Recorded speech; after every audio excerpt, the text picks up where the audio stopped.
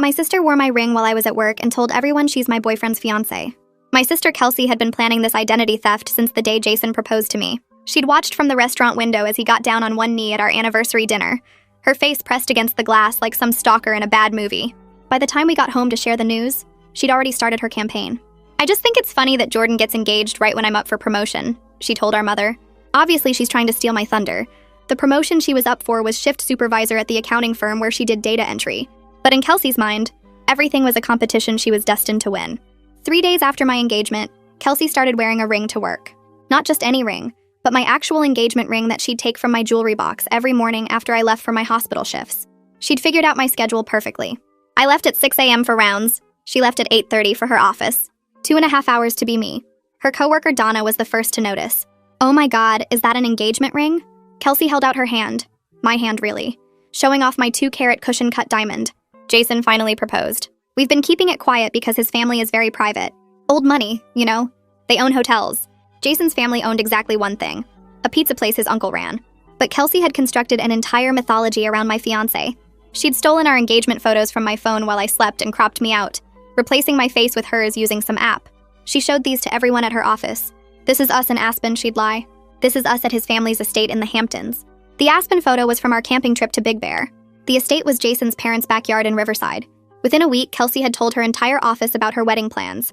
She was having it at the Ritz-Carlton. She was flying in flowers from Holland. Her dress was being custom-made by someone who'd worked with royalty. She'd gotten all these details from the wedding magazines I'd bought, the ones where I'd circled budget options and written maybe someday in the margins. Every evening, she'd put my ring back in my jewelry box before I got home. I never suspected anything until Donna called our house asking for Kelsey to confirm catering choices. When I answered, she said, "Oh, Mrs. is soon-to-be Hutchins. Your voice sounds different." I told her she had the wrong number. "No," Donna insisted.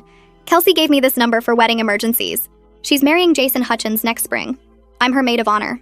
I hung up thinking it was a prank. But then our cousin Rita called. "Hey, just saw Kelsey's announcement on her company newsletter. Weird that you both got engaged to guys named Jason at the same time. What are the odds?"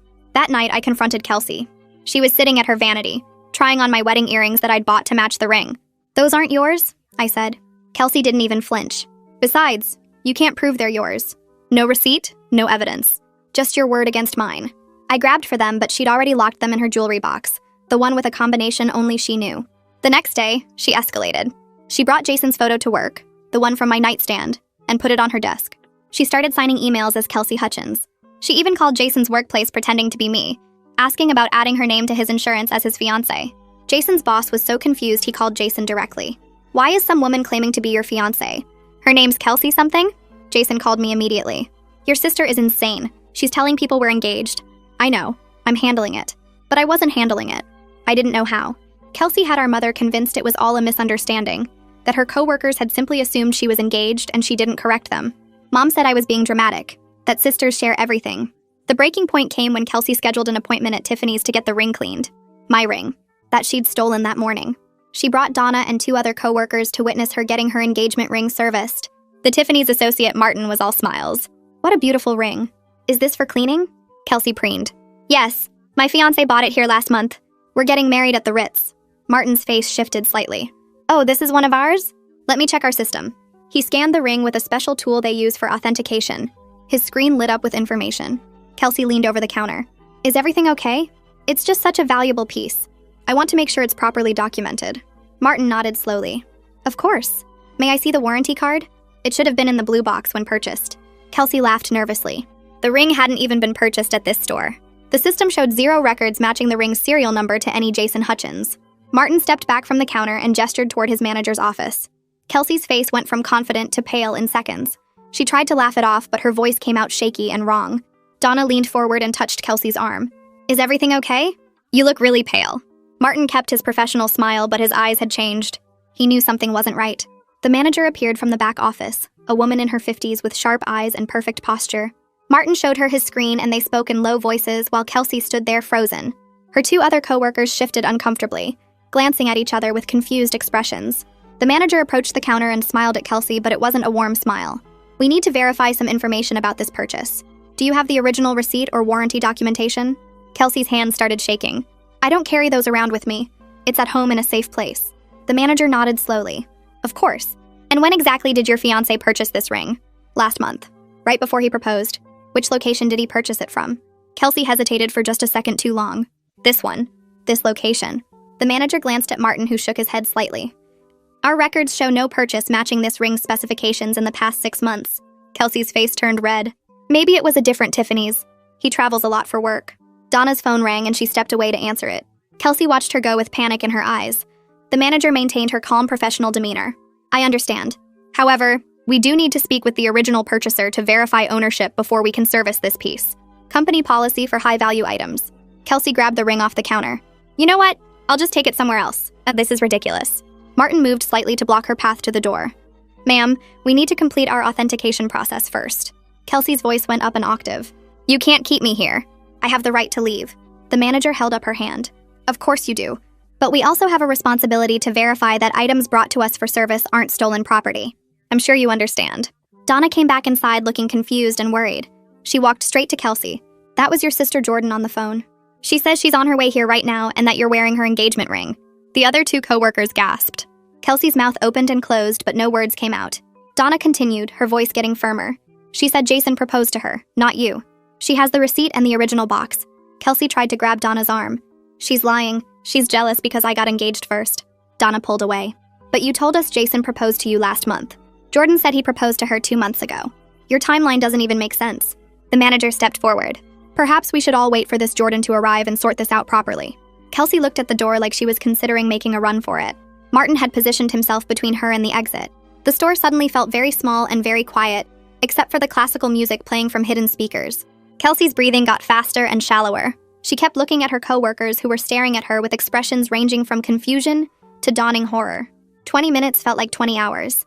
I burst through the door of Tiffany's carrying my purse stuffed with evidence. The blue Tiffany box. The receipt with Jason's signature and the date from 2 months ago.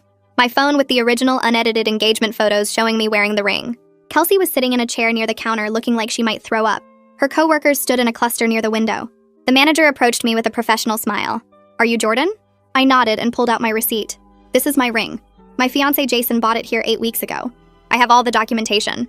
Martin took my receipt and scanned it into his system. His face cleared immediately. Yes, this matches our records perfectly. Purchase date, ring specifications, everything.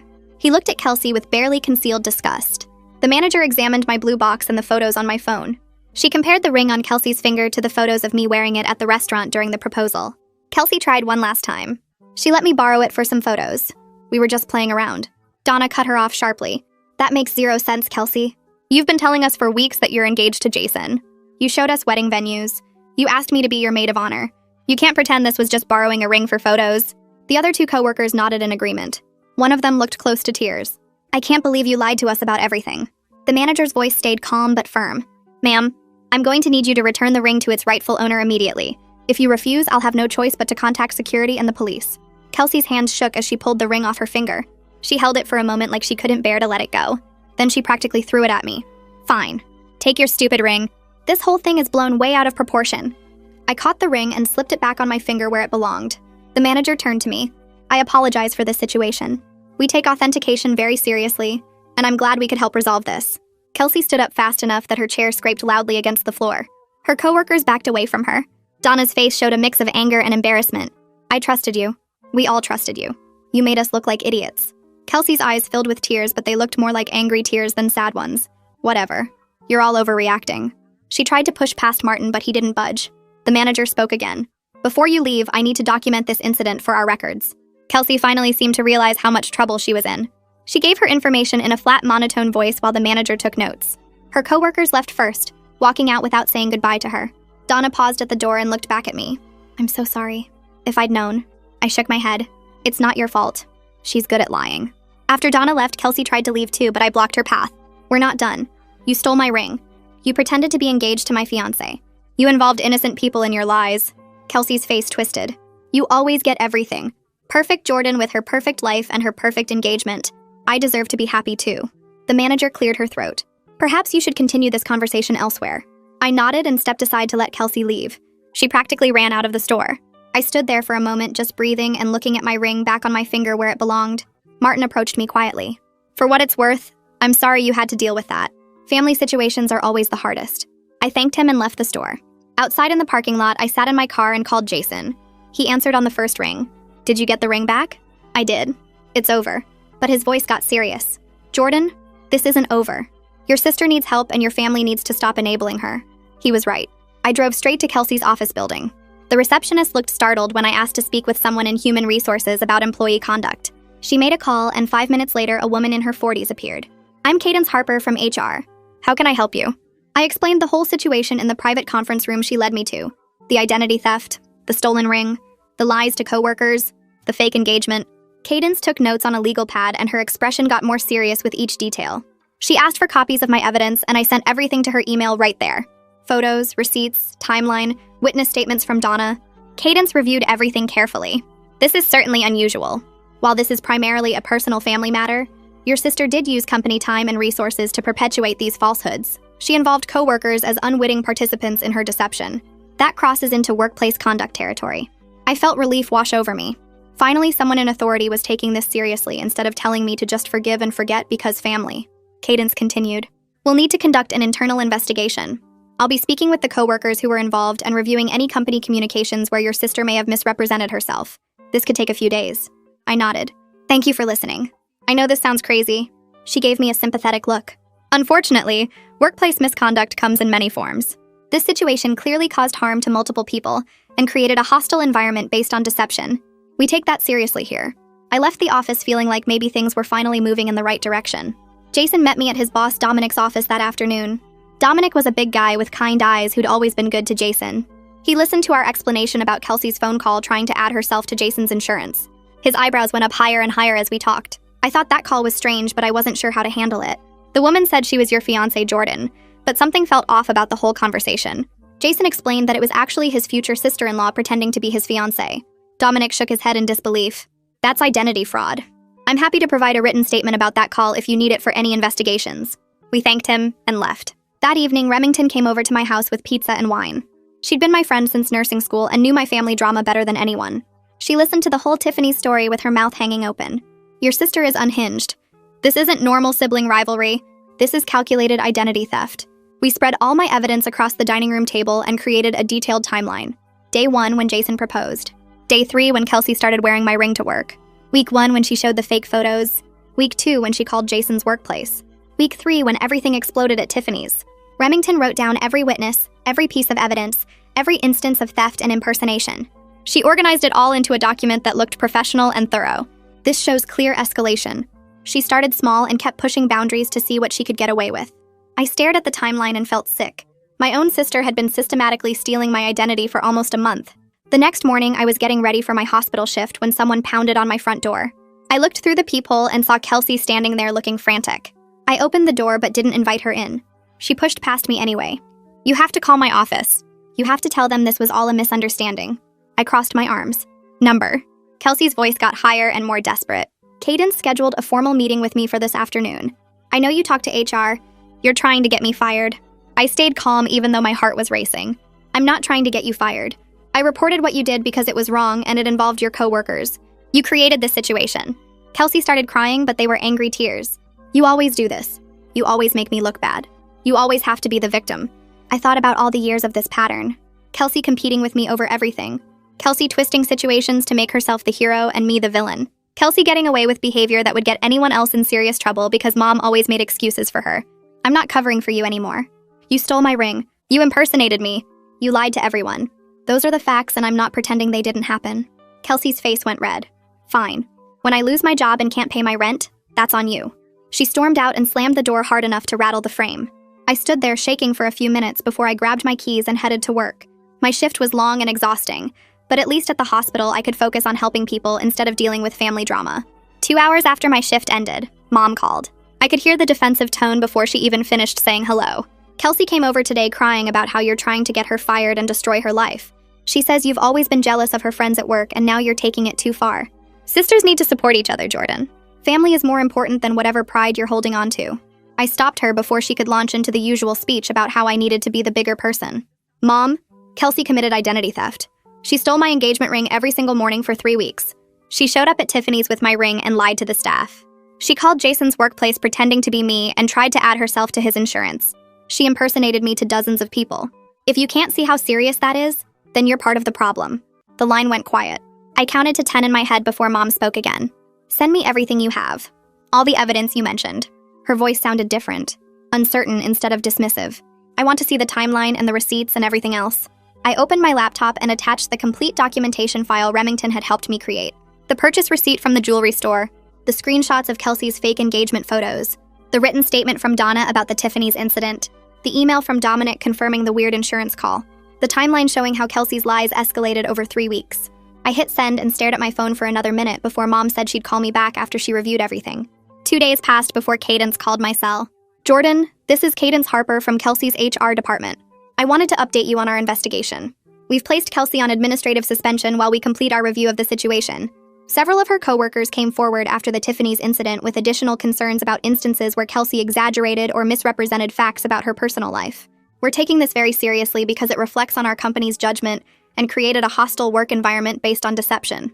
She paused like she was choosing her words carefully. The investigation should be complete within a week. Thank you for providing such thorough documentation. It made our process much clearer. I thanked her and hung up feeling strange. Part of me felt relieved that someone in authority was taking this seriously. Part of me felt sick that my sister's lies had gotten so bad her own coworkers were reporting her. My phone started buzzing with text messages an hour later. Kelsey, you're destroying my career. Everyone at work thinks I'm a liar and a fraud because of you. You couldn't just let me have something good for once. You had to make everything about you and your perfect life. I can't believe you went to my HR department like some tattletale. We're sisters. We're supposed to protect each other. Another message came through before I could respond. This is a harmless joke that you blew completely out of proportion because you're jealous that my coworkers liked me and wanted to celebrate my engagement. You always do this. You always make me look bad. I screenshot every message and added them to my documentation folder. The messages showed she still didn't understand what she'd done wrong. In her mind, stealing my identity and my ring was just a joke that I'd overreacted to. Jason's parents invited us for dinner on Friday. His mom opened the door and immediately pulled me into a hug. I need to apologize to you, Jordan. When that woman called Jason's work asking about insurance, we should have realized something strange was happening.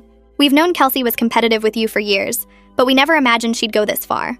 Jason's dad was grilling burgers in the backyard and made a joke about how at least now everyone knew the truth about which sister was actually joining their family. His mom smacked his arm, but she was smiling. We spent the evening talking about normal things like wedding plans and Jason's uncle's new pizza oven. It felt good to be around people who understood how serious the situation was without making me feel dramatic for being upset. Donna texted me the next morning asking if I wanted to meet for coffee. She picked a place near her office and was already sitting at a corner table when I arrived. I need to tell you how awful I feel about all of this. Several of us at work feel betrayed and foolish for believing such elaborate lies. She stirred her latte without looking at me. We all thought it was odd that Kelsey never invited us to meet her wealthy fiancé or see his family's supposed estate. She always had excuses about why Jason was too busy or why his family was so private. But we wanted to believe her because she seemed so happy and excited. Now we're angry at her but also embarrassed that we got pulled into her fantasy world. I told her it wasn't her fault. Kelsey had been lying to me our whole lives. She'd just gotten better at it over the years. Donna nodded and said most of Kelsey's coworkers weren't speaking to her anymore. The ones who went to Tiffany's felt especially stupid for participating in what turned out to be a theft. Mom called me on Sunday afternoon. Her voice sounded rough, like she'd been crying. I need to apologize for enabling Kelsey's behavior for so many years. I always made excuses for her because she seemed more fragile and needy than you. You were always so capable and independent. I thought Kelsey needed more support and protection. But now I see that actually made things worse. I created a situation where she thought she could get away with anything because I'd always defend her. Her voice cracked when she continued. I'm ashamed that my daughter felt the need to steal her sister's identity because she couldn't be happy with her own life. I don't know how to fix this or make it right. I told her I didn't have the answers either. All I knew was that I couldn't keep pretending Kelsey's behavior was normal or acceptable. Mom said she understood, and that she'd support whatever boundaries I needed to set. Cadence called me the following Tuesday with the investigation results. Jordan, I wanted to inform you that our workplace investigation has concluded. Kelsey violated multiple company policies including misuse of work time, misrepresentation to colleagues, and conduct unbecoming of an employee. She's being terminated effective immediately, and will not be eligible for rehire at our company. I felt a complicated mix of relief and sadness wash over me. My sister had just lost her job because she couldn't stop competing with me. Because she'd built an entire fake life instead of being happy with her real one. Cadence thanked me again for my cooperation, and said they were reviewing their policies to prevent similar situations in the future. Mom called me a week later to tell me Kelsey had moved out. She found a small apartment across town. I think she's too humiliated to face family regularly right now. But she did start seeing a therapist. She's working on her issues with jealousy and self-worth. I told Mom I was glad Kelsey was getting help, but I wasn't ready to have contact with her yet. Maybe not for a long time. I needed space to process everything that had happened and figure out how to move forward. Jason and I sat on the couch that night looking at our calendar. We'd been planning a wedding for next spring, but suddenly that felt too far away. Too much waiting and worrying about what Kelsey might do next. Let's move it up. Let's have a small ceremony with just the people who actually support us. Jason squeezed my hand and pulled out his phone to start looking at venues. Planning our real wedding without the shadow of Kelsey's lies felt liberating and joyful. We were done letting her chaos control our happiness. Remington met me at the bridal boutique on Saturday morning with 2 coffees and her usual blunt honesty. She walked straight past the elaborate gowns with cathedral trains and pointed at a simple A-line dress with lace sleeves. That one. It's elegant without being over the top. Plus, your sister definitely can't steal it since she's not getting an invite. We both laughed, but I felt something twist in my chest. I never thought I'd plan my wedding without Kelsey there. Growing up, we'd always talked about being each other's maid of honor someday. But that was before she decided my life was more interesting than her own. The sales associate helped me into the dress, and when I looked in the mirror, I saw myself clearly for the first time in months. Not the person Kelsey wanted to be. Just me. Remington wiped her eyes and told me I looked perfect. I bought the dress that day and felt lighter walking out of the store. 3 months passed with no contact from Kelsey. Jason and I focused on our small ceremony plans, while Mom occasionally mentioned that Kelsey was doing better in therapy. Then Mom called on a Tuesday evening asking if I'd consider meeting with Kelsey's therapist to talk about family stuff. The therapist thinks it would help everyone if we could discuss boundaries and what happened. I told Mom I'd go to one session, but I wasn't promising anything beyond that. The therapy office was in a bland medical building with beige walls and motivational posters. Mom sat on one side of the room while Kelsey sat on the other, looking smaller than I remembered. The therapist explained that Kelsey had been working hard to understand her behavior patterns and wanted to take accountability. Kelsey pulled out a folded paper and started reading in a shaky voice. She apologized for stealing my identity and my ring and causing me so much pain. Her therapist jumped in to explain that Kelsey had been diagnosed with narcissistic personality traits and was learning healthier ways to build self-esteem. I listened to all of it and felt mostly numb. When they finished, I told Kelsey I was accepted her apology, but trust doesn't rebuild in a few months. It takes years of consistent changed behavior. I needed space to heal, and she needed to respect that. Kelsey nodded and wiped her face. 4 months later, Jason and I got married in a garden ceremony with 40 guests who actually cared about us. Mom came and followed every boundary I set, including not bringing up Kelsey once. Jason's uncle catered with pizza from the family restaurant. Remington gave a funny toast about how she knew we'd last because we survived identity theft together. When Jason and I danced our first dance as husband and wife, I realized something important. Protecting my peace wasn't selfish. Refusing to enable toxic behavior wasn't mean. Sometimes the best gift you can give yourself is the permission to walk away from people who hurt you even when they're family. The evening ended with sparklers and laughter, and the knowledge that I'd chosen myself for once.